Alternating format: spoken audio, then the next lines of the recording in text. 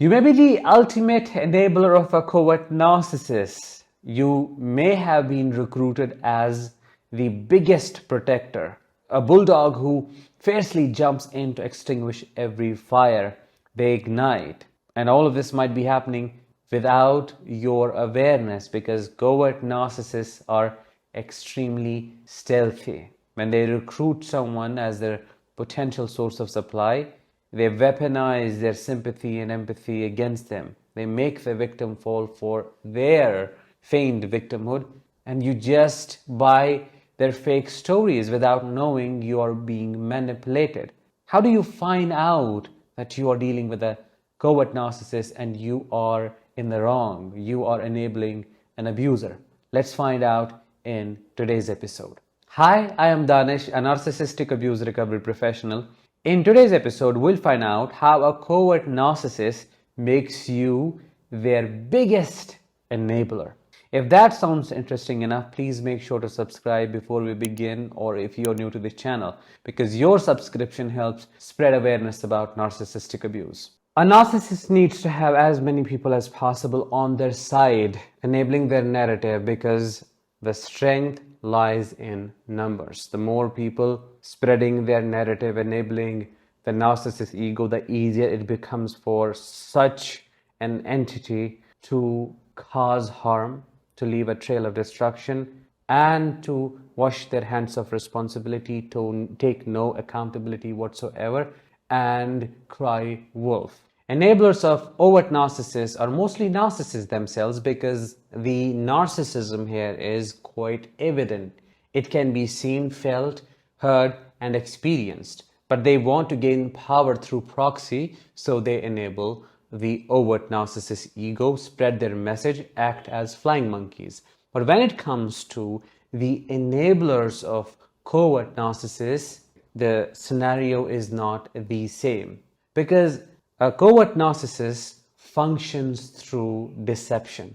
They use deception a lot to make it seem like they are the victim of their circumstances. They have been wronged by everyone, and they sell this story to everyone who has empathy. Unfortunately, those people who do not know what they are dealing with and how rotten the core of a covert narcissist is, they fall for the trap.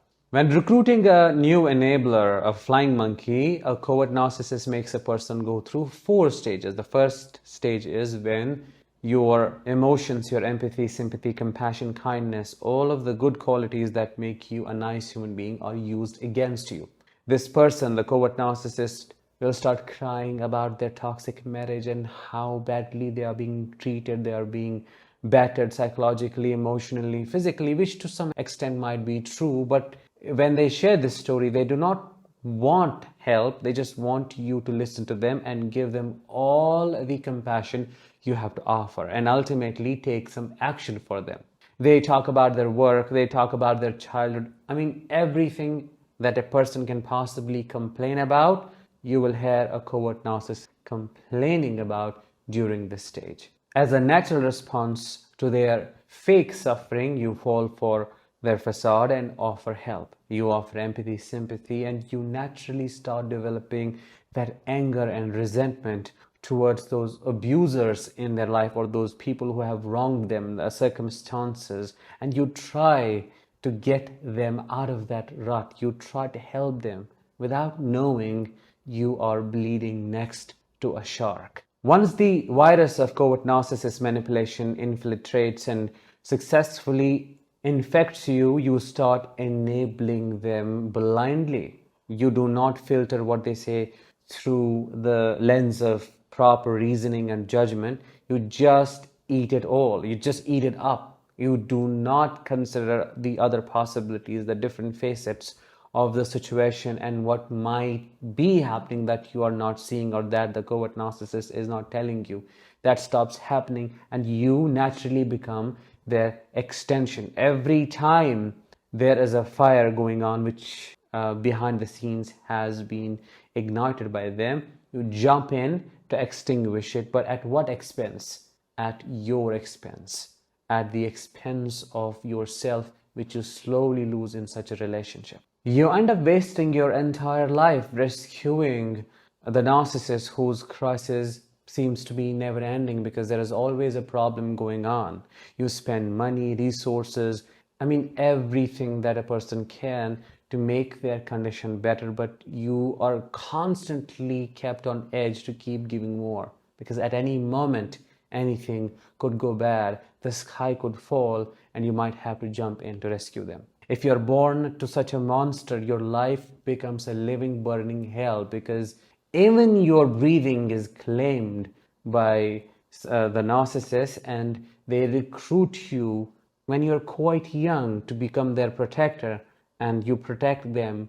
You become their shield against everything that could potentially hurt them, which is basically the second stage of the recruitment process. You become the bulldog, you become the protector, while on the sidelines they get to enjoy this automation, this robot they have created out of their manipulation, and now they don't even have to put in a bit of effort anymore because they know anytime anything is going to happen, you'll just be there, you'll shield them, and they won't be harmed at all, while they get to spread their virus of victimhood even further to other people to keep recruiting and influencing more and more people. In the process of catering to their needs, you end up losing yourself. You end up losing respect for yourself. You start self-neglecting because this stops mattering. You do not exist anymore. If by any chance, and just for a brief moment, you bring your focus back to yourself, you are made to feel selfish. They may never call you selfish, but using the crazy operations of guilt tripping and eliciting a deep sense of obligation, you may be made to think you are abandoning or neglecting them. While they have you running on automatic enabling mode, they start betraying and abusing you as well. It's not something that they initiate, they already do it here and there sporadically, but they make it worse when and if you question their motives, you start having a voice, you take a step back, or they have to secure their main source of supply, or something bigger than you gets targeted or is in danger and they might possibly lose it. Their true self is revealed and they treat you in a way that bamboozles you, that is flabbergasting. You're taken aback, you are shook to your core. And that is the third stage of this recruitment process, betrayal by a covert narcissist. All of this takes me back to one of the craziest fights I have ever had with my father over my mother because he was abusing her, and at that time I had the physical strength to stop him, so I did.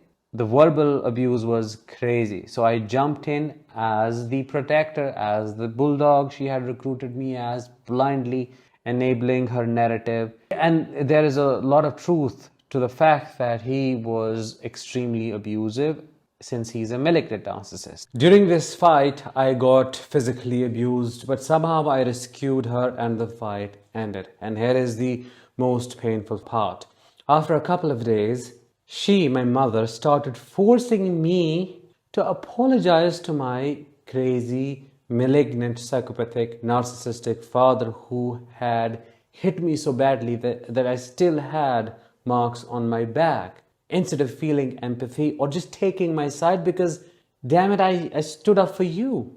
No, she forced me and coerced me into apologizing, so I did. When I apologized to him, he was about to leave the house. He was on his motorcycle and quite fiercely he said, "Get out of my way or I'll run this over you." That was unexpected. I knew he would say something like that, but what hit me hard was the betrayal from my mother. She always wanted me to say something. She always would put me down, belittle me for not taking a stand for her. But when I did, she was the one to take a stand against me. The crazy story does not stop here. When I left the house and went no contact, the extreme kind of smear campaigning that was run against me was unbelievable, because in that smear campaign, she was totally okay, in the story at least, with my father, and the only crazy one, the only enemy was me. Which takes us to the fourth stage of this recruitment process. If you do not serve the function you were supposed to serve according to the narcissist, if you do not enable them, if you do not act like a bulldog and you start individuating and you start having your own identity and personality, if you do not remain and act like their extension, you are villainized like they villainized the main character or the other person in your eyes when recruiting you. So they do this rinse and repeat process. And then there are other people lined up who become their flying monkeys unknowingly by their stories, which also happened in my case. All my uncles, aunts, nieces, grandparents, everyone started believing my mother's narrative, and everybody started shaming me, which is why I had to let go of the whole family. I had to cut off the entire family. This is how crazy and sad it is.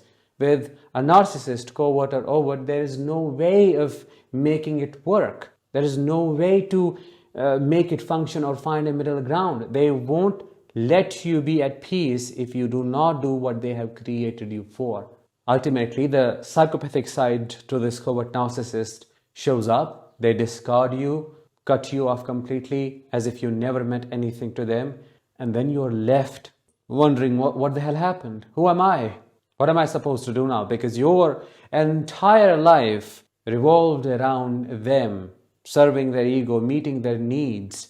And now when you truly have separated, you take a long time to know exactly what you're supposed to do, what your function is, who you are, and what your life looks like from here and now. In conclusion, we can say a covert narcissist first weaponizes your emotions against you to save them, and then you become their biggest protector, and they activate that automatic enabling mode in you. You keep protecting them. Then they betray you, which is the third stage. They betray you when something bigger than you, more important than you, is about to lose, and they have to choose. Of course, they choose that bigger thing and they show you that real side.